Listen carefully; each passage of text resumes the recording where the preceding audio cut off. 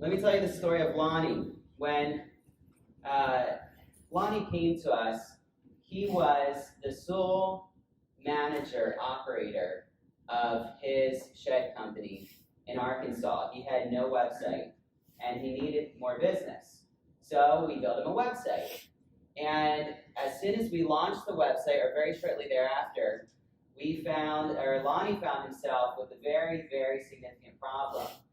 He was getting way too many leads from his website, and being a busy business manager, he had no time to reach around to follow up with everyone that was suddenly asking about his products and services.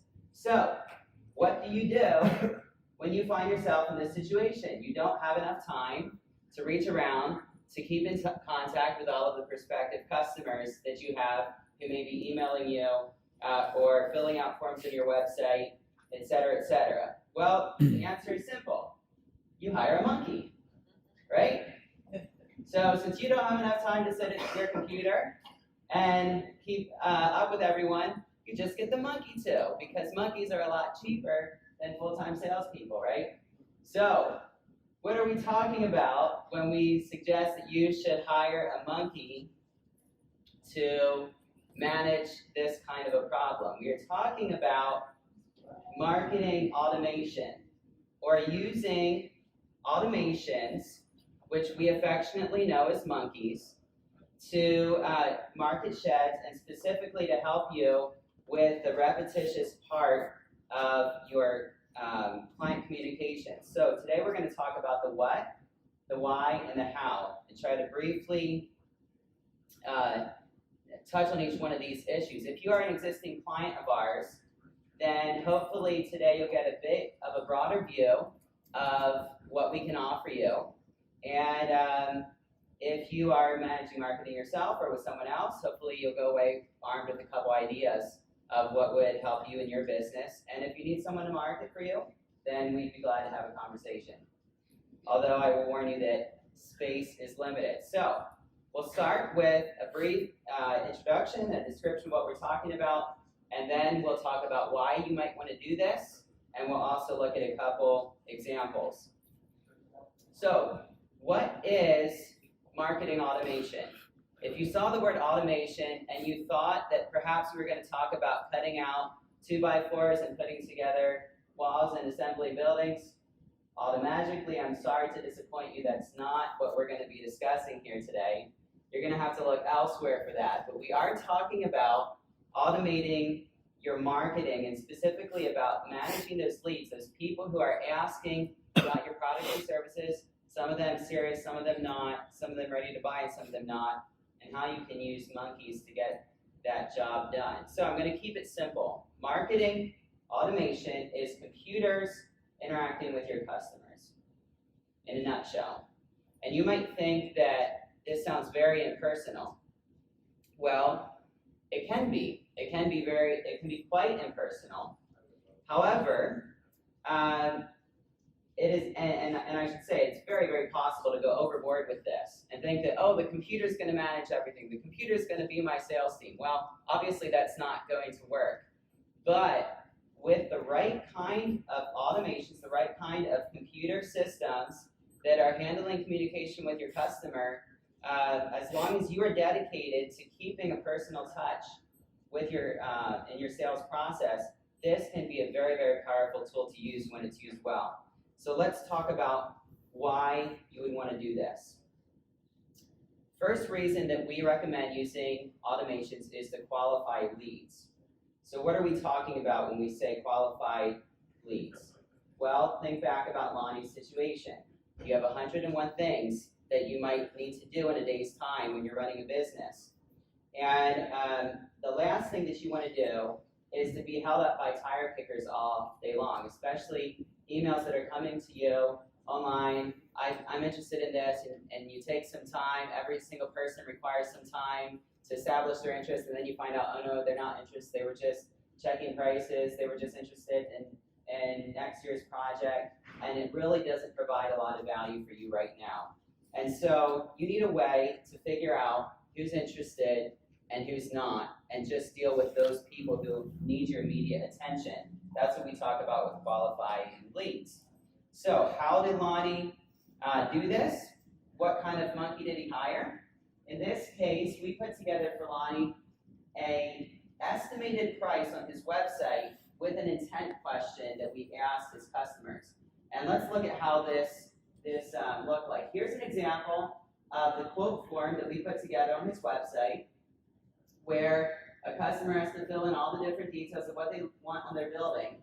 And as soon as they're done with that quote request, they navigate to this page. They land on this page. That's two significant sections. The first one up there is an estimated price for their structure. And then down here, it's asking them for a response.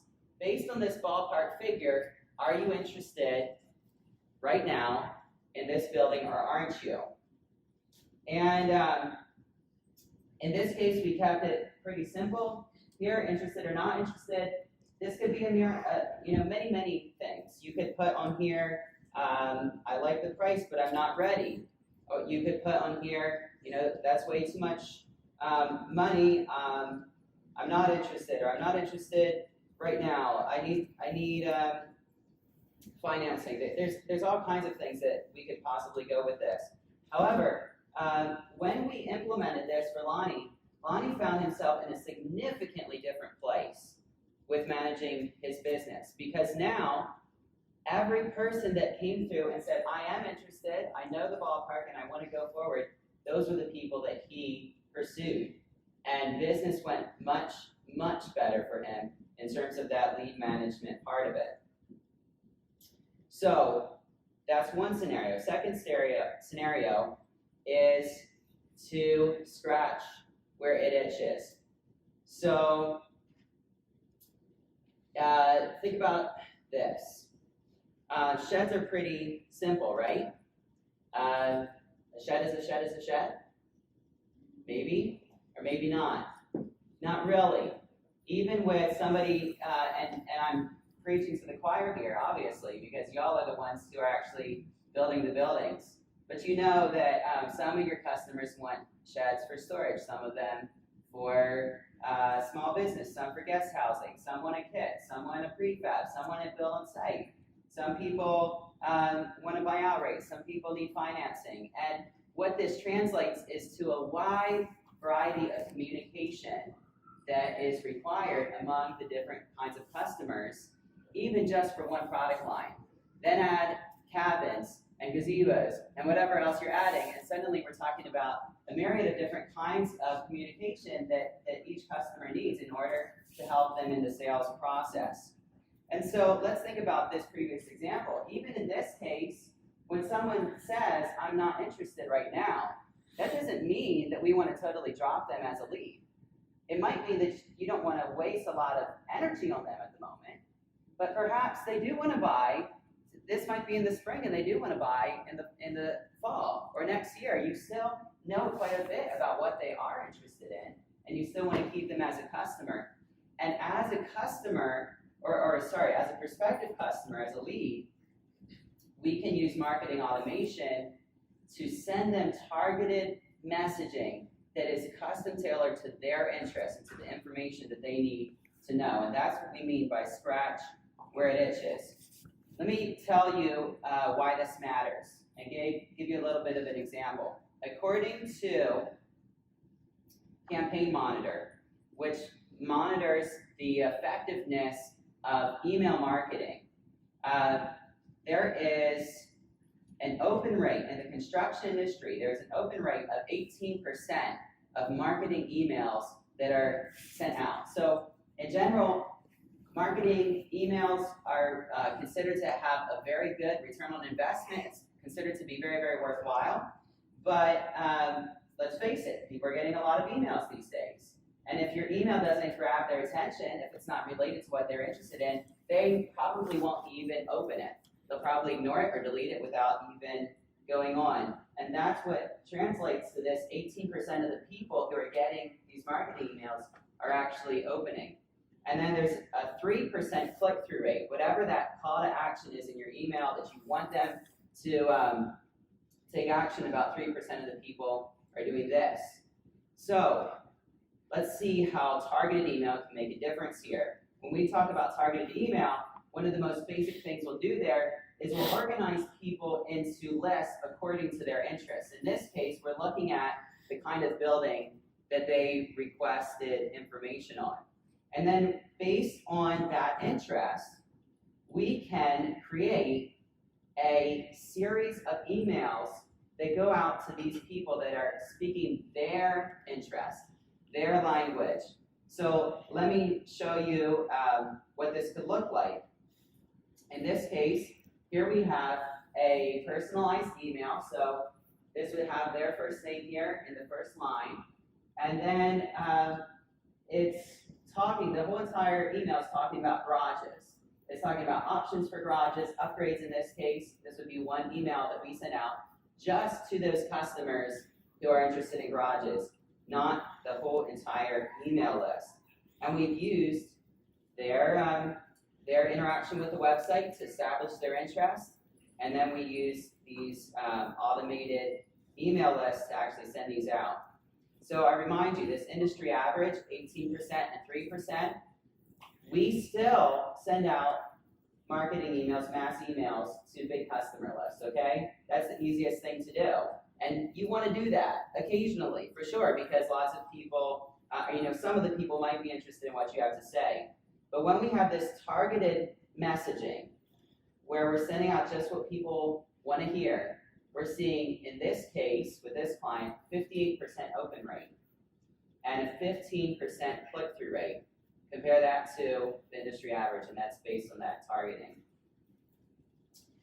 Okay, third reason that you want to think about automating is for a consistent marketing experience for your prospective customers. Consistent marketing that keeps happening even when you're overwhelmed and don't have time, feel like you have time to deal with customers. Like I said, you have a lot to do in a day, and you don't always reach around to interacting with customers who are contacting you online.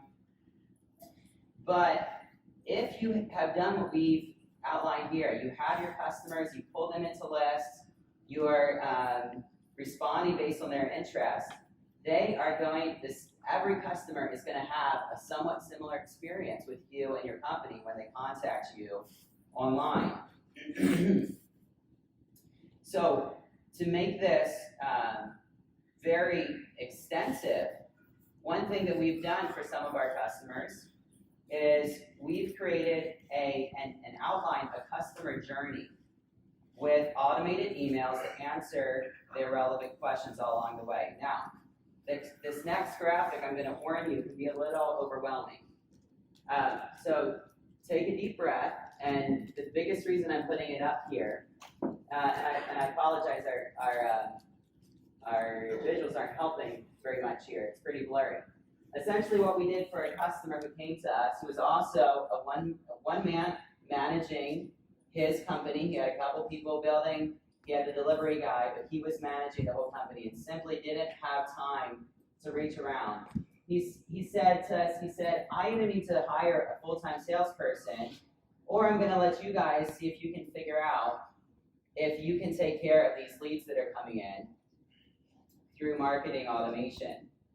And because he wasn't really big enough that he could quite afford a full-time salesperson at that point in time.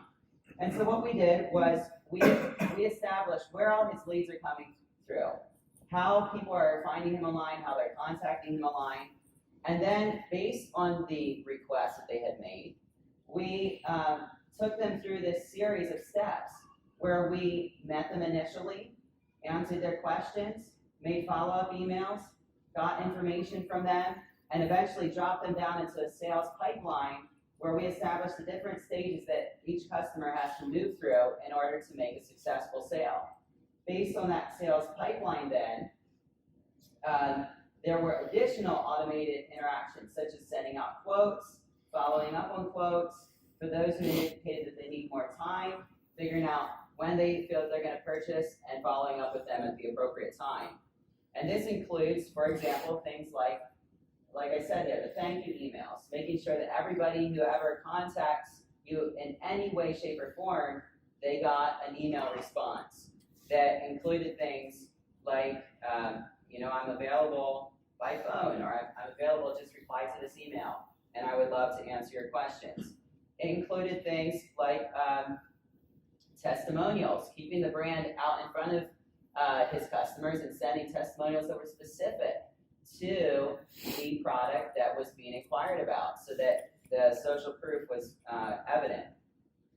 It included things like sending out the quotes, and not just the initial quote through a very professional looking email, but also sending follow-ups related to that quotes, such as notes about shopping around for shed pricing in a shed builder.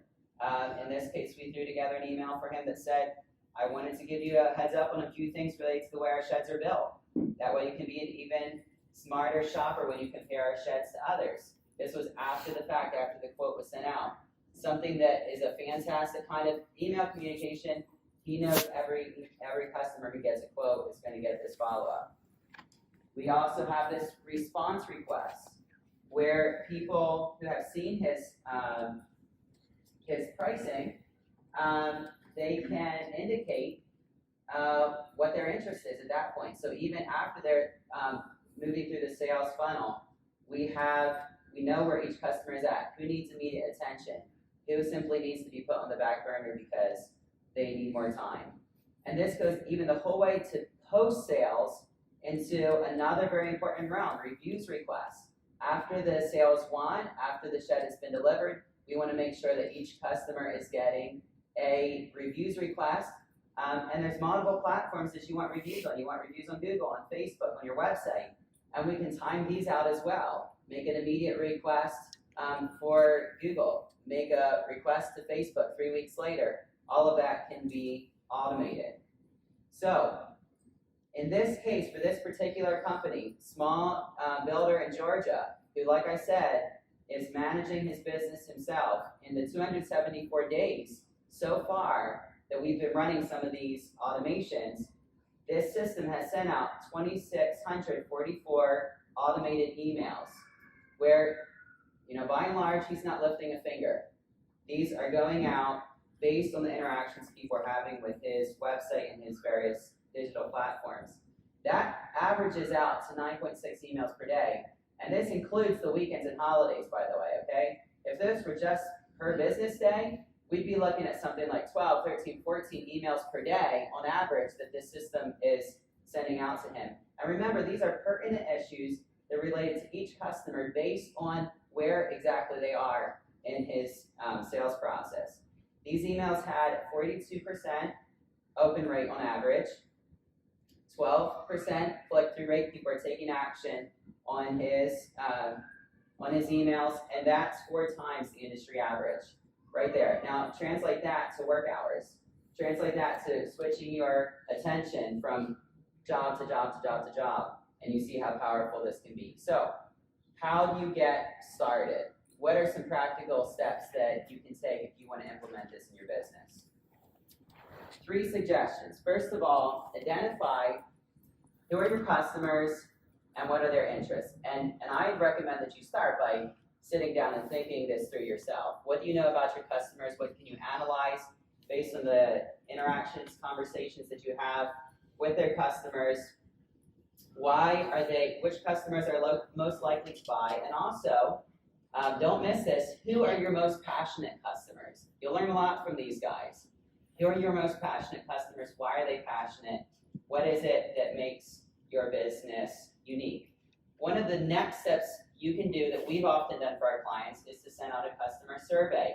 Pull out your entire past customer list and send out an email that asks their feedback on questions like, how did your purchase improve your life?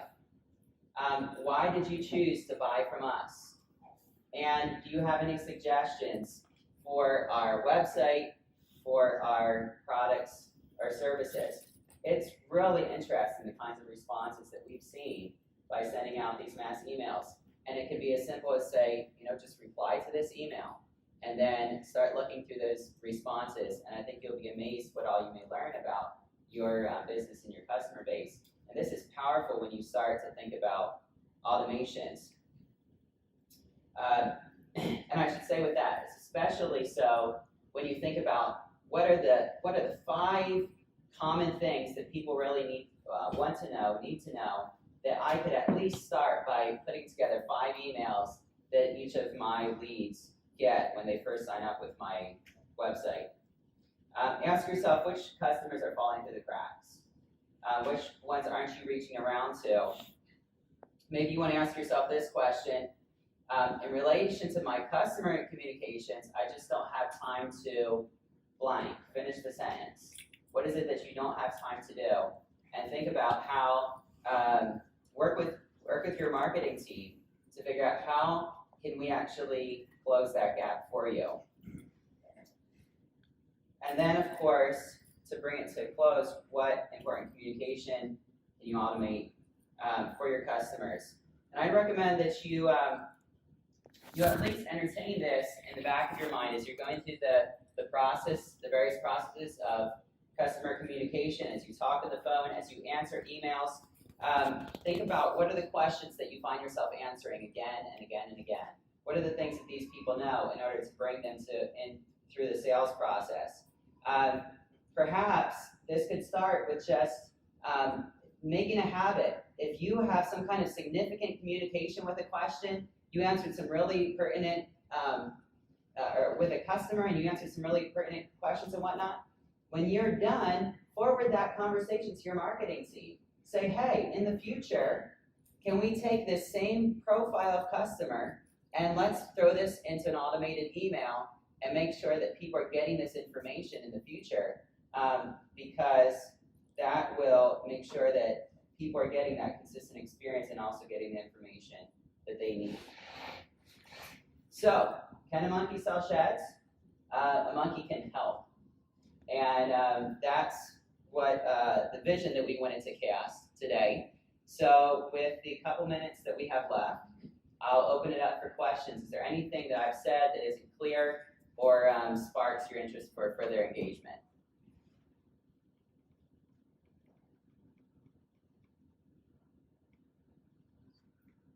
Or do you want a demonstration?